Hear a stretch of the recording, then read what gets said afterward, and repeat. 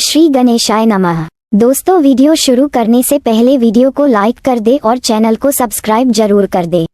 Story name is Mafia Husband and this story is begin from chapter 109 to 110 and guys don't forget to share your reviews and put on your earphones before starting the video for better experience। तो चलिए शुरू करते हैं। वही शेल्वी इतने दिनों में Christopher से कोई भी बात नहीं की थी, वह उसे साइलेंट ट्रीटमेंट दे रही थी।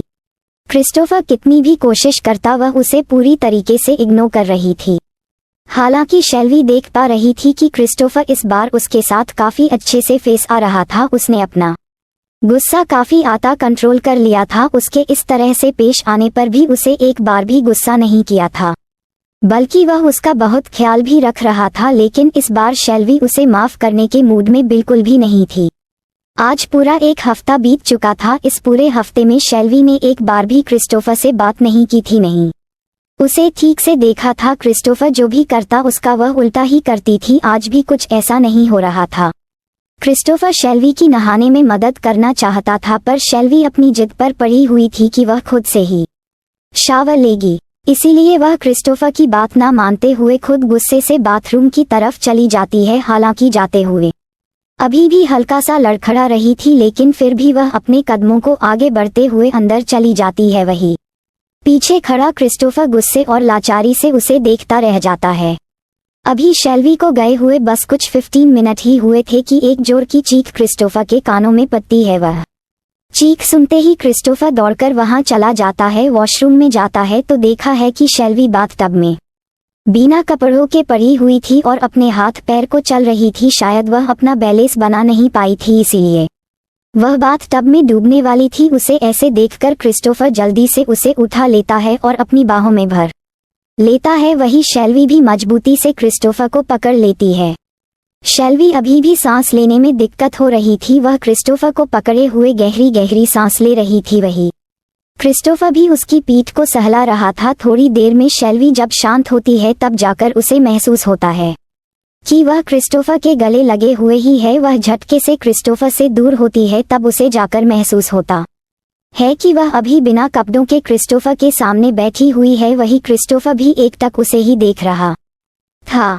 शेल्वी जब उसे अपने आप को इस तरीके से देखा हुआ पाती है तो वह फिर से अपने आप को इस वास्तव में डूबने लगती है। क्रिस्टोफर जब देखा है कि शेल्वी क्या करने की कोशिश कर रही है तो वह एक झटके में शेल्वी को अपनी तरफ खींचकर उसे अपनी गोद में उठा लेता है। उसके ऐसा करते ही शेल्वी पूरी नेकेड बॉडी उसके सामने आ गई थी।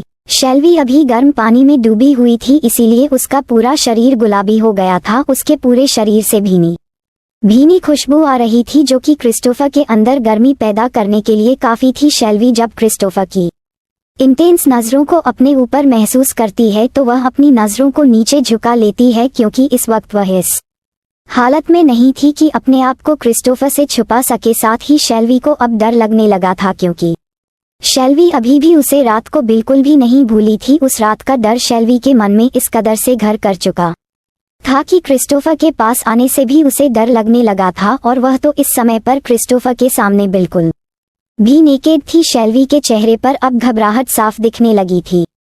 वही क्रिस्टोफर शेल्वी को उठाकर धीरे शावर के नीचे खड़ा कर देता है और फिर शेल्वी को पकड़े हुए ही वह शावर का पानी ऑन कर देता है और शेल्वी को कस के पकड़ के वह खुद के और करीब कर लेता है। धीरे धीरे वह शेल्वी के शरीर में लगे शॉप को अपने हल्के हाथों से साफ करने लगता है। क्रिस्टोफर के ऐसा करते ही शेल्वी का शरीर धीरे धीरे कांपने लगता है। उसे लग रहा था कि कहीं क्रिस्टोफर फिर से अपना कंट्रोल न खो दे और उसके साथ वही सब ना कर दे जो उसने उसके साथ उस रात को किया था।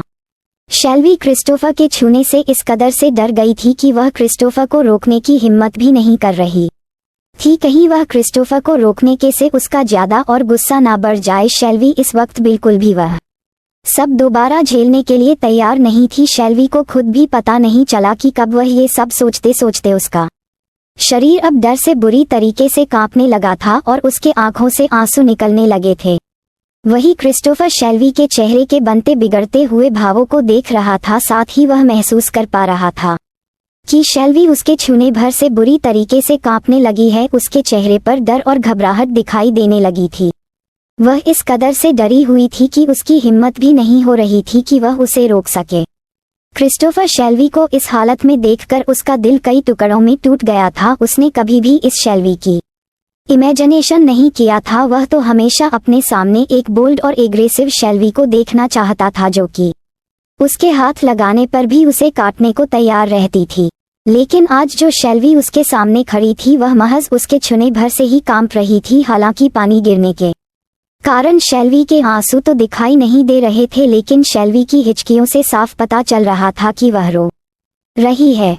क्रिस्टोफर शेल्वी के इस कदर डर से कांपने पर भी उसे छोड़ना नहीं है। उसे ठीक से साफ करता है और फिर वही सामने रख बाथ रोब को पहनकर उसे बाहर लाता है और फिर उसे चेंजिंग रूम में ले जाकर अपने हाथों से कपड़ा पहनाता है। इस बीच शेल्वी ने एक बार भी मुड़कर क्रिस्टोफर का विरोध नहीं किया था। वह किसी नाजुक गुड़िया की तरह क्रिस्टोफर के बाहों में बैठी हुई थी और क्रिस्टोफर जो भी कर रहा था उसे करने दे रही थी। उसका शरीर अभी भी हल्का हल्का कांप रहा था। क्रिस्टोफर जब अभी भी उसे इस तरीके से कैपते हुए देखाता है तो वह अब उसके इस बिहेवियर से बहुत ज्यादा फ्रस्ट्रेट हो जाता है, क्योंकि क्रिस्टोफर ने इतने दिनों में काफी एफर्ट लगाई थी कि एटलीस्ट शेल्वी उसके साथ थोड़ा सा कंफर्ट हो जाए, पर शेल्वी का बिहेवियर अभी भी बिल्कुल पहले जैसा ही था, जैसे कि वह उसके साथ कंफर्टेबल होना चाहती ही नहीं थी। क्रिस्टोफर गुस्से में सैलरी को उठना है और उसे लाकर बेड में लिटा देता है और फिर गुस्से में आकर उसे पूछता है, शेल्वी आज तो तुम मुझे साफ साफ बता दो कि तुम चाहती क्या हो, क्योंकि अब मैं और तुम्हारी इग्नोरेंस को बर्दाश्त नहीं कर सकता। मुझसे बर्दाश्त नहीं होता जब तुम अपनी नजरों को उठाकर भी मेरी तरफ नहीं दिखती हो, मेरे सवालों का कोई जवाब नहीं देती हो। अब मैं और यह सब सहन नहीं कर सकता। क्रिस्टोफर ने इन दिनों अपने आप को बहुत ज्यादा कंट्रोल करके रखा था। उसने शेल्वी पर बिल्कुल भी गुस्सा नहीं किया था, पर फिर भी उसे शेल्वी की बेरुखी अब सही नहीं जा रही थी और अब समय के साथ वह अब इम्पेशेंट होता जा रहा था। अब उसका सब्र जवाब दे चुका था, पर शेल्वी उसके किसी भी सवाल का कोई भी जवाब नहीं देती है। वह अपने सर को झुकाए बैठी हुई थी। उसने एक नज़र क्रिस्टोफर को देखा भी नहीं। क्रिस्टोफर थोड़ा पास जाकर शेल्वी का हाथ पकड़ता है तो शेल्वी डर से अपने हाथ को पीछे खींच लेती है। उसके इस बिहेवियर से क्रिस्टोफर का बचा कुचा सब्र भी जवाब दे जाता है और वह गुस्से से शेल्वी की तरफ देखते हुए कहता है, ठीक है, तुम्हें मेरे छूने से इतनी प्रॉब्लम हो रही है ना, तो अब मैं तुम्हें कभी नहीं हाथ लगाऊंगा और ना ही तुम्हारे पास आऊंगा। तुम मुझे देखना भी नहीं चाहती हो ना, तो खुश हो जाओ, मैं जा रहा हूँ तुमसे बहुत दूर। अब तुम्हें यहाँ मुझे देखना नहीं पड़ेगा और ना ही मुझसे बात करने की जरूरत पड़ेगी। यह कहते हुए क्रिस्टोफर गुस्से से शेल्वी की तरह कुछ देर देखता है, पर शेल्वी जब कुछ भी रिएक्ट नहीं करती है तो वह उसके हाथ को झटका से छोड़ देता है और फिर गुस्से से कमरे से बाहर जाने लगता है। पर फिर भी वह एक बार कमरे के गेट के पास रखकर एक नज़र भर के शेल्वी की तरफ देखा है तो शेल्वी अभी भी वैसे ही बैठी हुई थी। उसने अभी भी उसकी तरफ नहीं देखा था।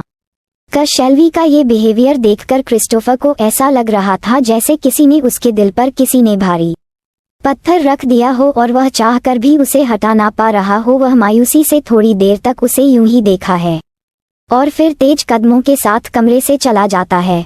जाते ही वही हाल में क्रिस्टीना के अगल बगल घूमते हुए जस्टिन को अपनी तेज आवाज में कहता है, जस्टिन चलो, हम अभी ही अर्जेंटीना के लिए निकल रहे हैं। इतना कहकर वह तेज कदमों से बाहर की ओर चला जाता है।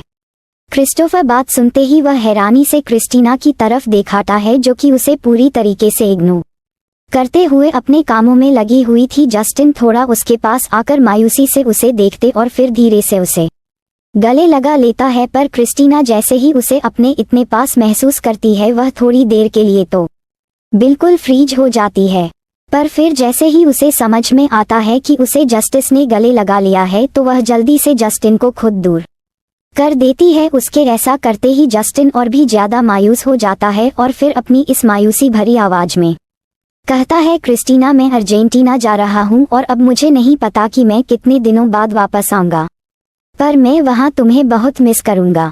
जस्टिन के इतना प्यार से कहने पर भी क्रिस्टीना अपने सर को नहीं उठाती है, बल्कि वह उसी तरीके से काम करते हुए उसे कहती है, आपको मुझे मिस करने की जरूरत नहीं और शायद अब आपको लेट हो रहा होगा तो आपके यहाँ से जाना चाहिए। जस्टिन फिर भी हिम्मत करके क्रिस्टीना से पूछता है, क्रिस्टीना, क्या तुम मुझे मिस नहीं करोगी?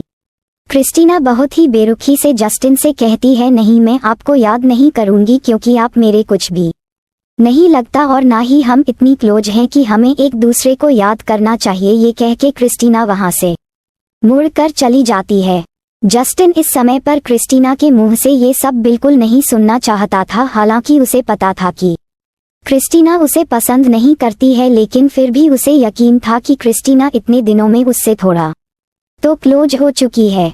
लेकिन आज क्रिस्टीना के इस तरह से बात करने पर जस्टिन का भ्रम टूट जाता है। उसके आंखें आंसू से भर जाती है। वह अपनी भारी आंखों से क्रिस्टीना को पीछे से जाते हुए देखता रहता है। कुछ ही देर में क्रिस्टीना उसकी आंखों से ओझल हो जाती है और जस्टिन अपने भारी आंखों से ही विला के बाहर निकल जाता है।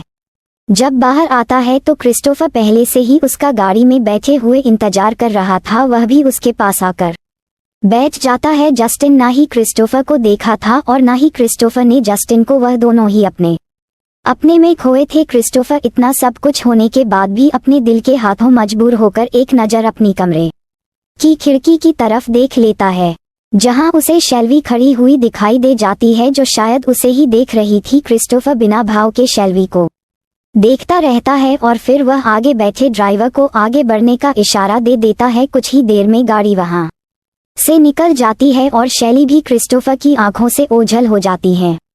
क्रिस्टोफर सामने देखते हुए मन ही मन कहता है, तुम हमेशा से यही चाहती थी ना शेल्वी कि मैं तुम्हारे पास न आ। मेरे छूने से तुम्हें अपने बदन में कीड़े रेंगते हुए महसूस होते थे ना, तो अब खुश हो जाओ। मैं जा रहा हूँ, तुमसे दूर नहीं आऊंगा लौटकर कभी तुम्हारे पास। तुम रह सकती हो अकेले, अब कोई तुम्हें कैद नहीं करेगा। तुम जो चाहे वह कर सकती हो, तुम बिल्कुल आज़ाद हो। पर वह जाते जाते एडम को शेल्वी के सिक्योरिटी और सेफ्टी की जिम्मेदारी देकर जाता है ताकि कोई भी उसे नुकसान न पहुंच सके।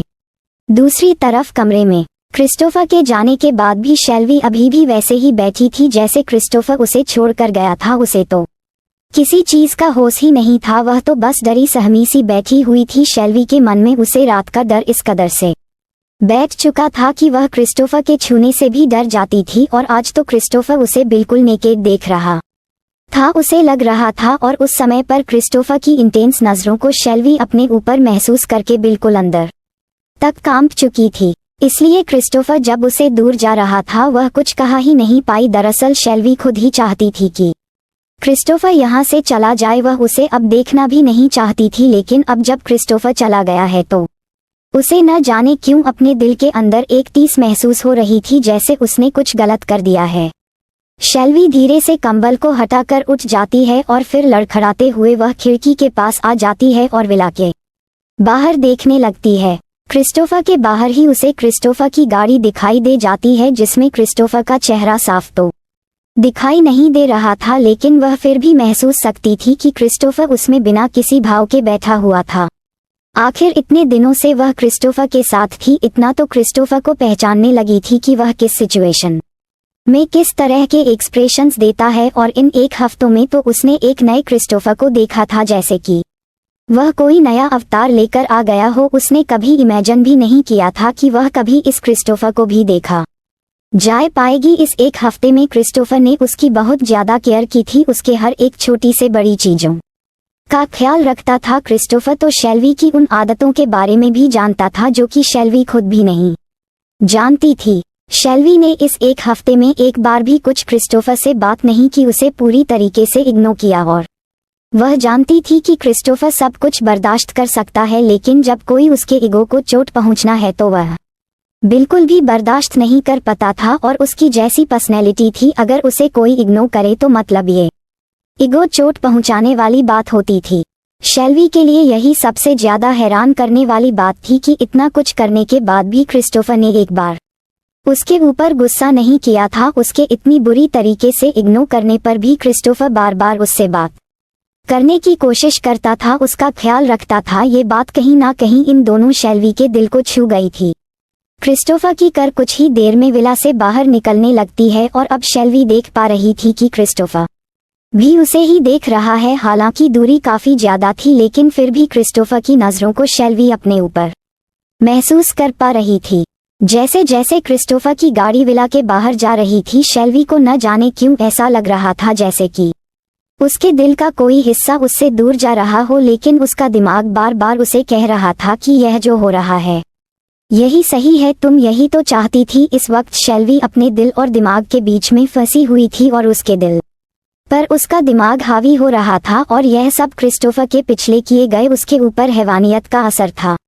क्रिस्टोफर के जाने के बाद भी शेल्वी इसी तरह बाहर देखते हुए खड़ी रहती है। फिर कुछ देर बाद जब उसे अपने शरीर में दर्द महसूस होने लगता है तो वह फिर से धीरे धीरे वापस आकर बिस्तर में लेट जाती है। दूसरी तरफ किचन में क्रिस्टीना किचन में खड़ी खाना बना रही थी, पर वह सब कुछ उल्टा पुल्टा ही कर रही थी, जैसे उसका दिमाग काम कर ही ना रहा हो। इस वक्त उसकी आंखों में आंसू थे और दिमाग में केवल जस्टिन की ही बात घूम रही थी। क्या तुम भी मुझे मिस करोगी क्रिस्टीना? मैं तुम्हें वहां जाने के बाद बहुत याद करूंगा। उसे वक्त क्रिस्टीना कहना चाहती थी कि हाँ जस्टिन, मैं भी तुम्हें याद करूंगी, पर क्रिस्टीना ये सब का नहीं पाई।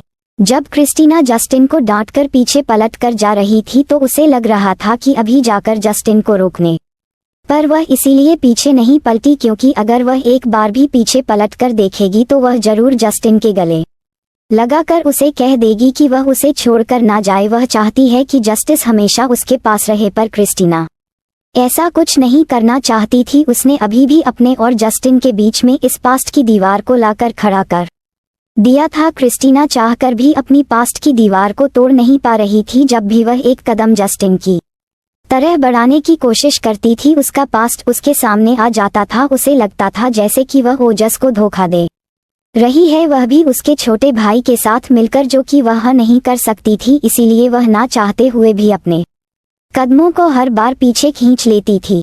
अब जब जस्टिन चला गया है तो उसे बार बार जस्टिन की ही बातें याद आ रही थी। इस एक हफ्तों में जस्टिन जिस तरह से उसका ख्याल रखता था, हर वक्त उसके आगे पीछे घूमता रहता था बिना मतलब के उसे कुछ भी बात करना, कुछ भी पूछने लगाना, ये सब क्रिस्टीना को बहुत अच्छा लग रहा था। क्रिस्टीना को खुद भी पता नहीं चला कि कब वह जस्टिन को पसंद करने लगी। हाँ, इन एक हफ्तों में उसे जो जस्टिन से अपनापन मिला था वह कभी उसने महसूस नहीं किया था। शायद इसलिए क्योंकि वह इन 2 सालों में इतनी अकेली हो गई थी कि जस्टिन ने जब उसे अपना प्यार और अफेक्शन दिखाई तो वह उसे अट्रैक्ट हुए बिना नहीं रह पाई। अब क्रिस्टीना को भी एक सहारे की जरूरत थी और वह जस्टिन के रूप में उसके सामने था। इसीलिए वह खुद को रोक नहीं पाई और उसे प्यार करने लगी, पर उसके अंदर इतनी हिम्मत नहीं थी कि वह जस्टिन को बता सके कि हाँ, मैं भी तुमसे प्यार करती हूँ।